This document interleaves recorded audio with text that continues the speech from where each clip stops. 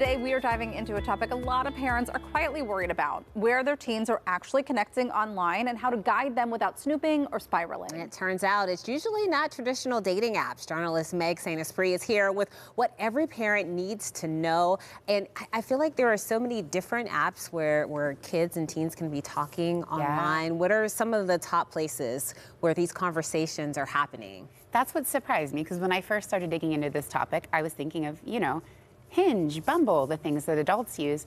A lot of those have an age restriction. Of course, kids get around everything, but most teens, they're not using those. And really, we're talking about teens like high school age. My oldest is in 8th grade. He's a teenager. This is not our world yet.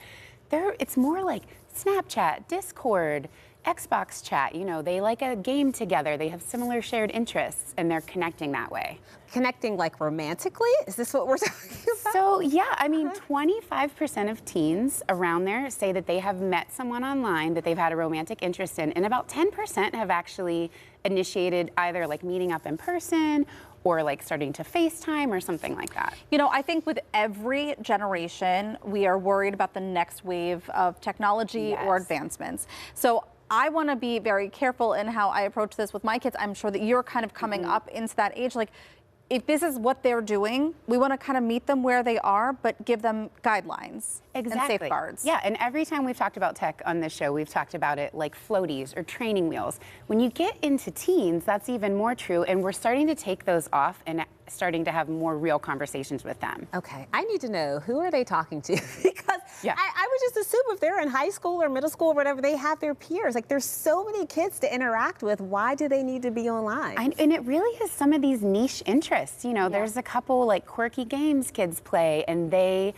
have a friend across the country who's the only other person they've met that's really interested in like medieval history. Or, it can be some of those things. Or it's just like other school districts. We're in a small school district, but my older kids meet kids from neighboring districts. What the football games are for. I know, right? Yeah. I mean, I think that some of this socializing is still happening, and that's why it's so important to have these conversations, because I do think if we set ourselves in this old school way, like, well, you have to, like, why aren't you going and hanging out in person? Like, this is where they are. So I'm seeing it already with my 6-year-old, who will FaceTime our neighbor, and it's a snowy day, and they will FaceTime and play a game online together. So they're socializing, they're talking, they're interacting, but they're doing it all in this virtual kind of way. How often are these romantic relationships happening? Is this kind of like the circle yes or no? Do you want to be my girlfriend, boyfriend? Or is this like because I would assume that some of this messaging and these conversations, they're somewhat private, and they can probably get away with a lot. Yeah, and that's the thing with teens. With younger kids, we have lots of parental controls. We use Verizon Family Plus. That's who I wrote about this for. We also use Apple Family Settings. As you get into teenage years, though, you need to start trusting your kids more and leaning more into conversations like, hey, I've noticed you've been on your phone a lot late at night, and you get that data from these parent apps.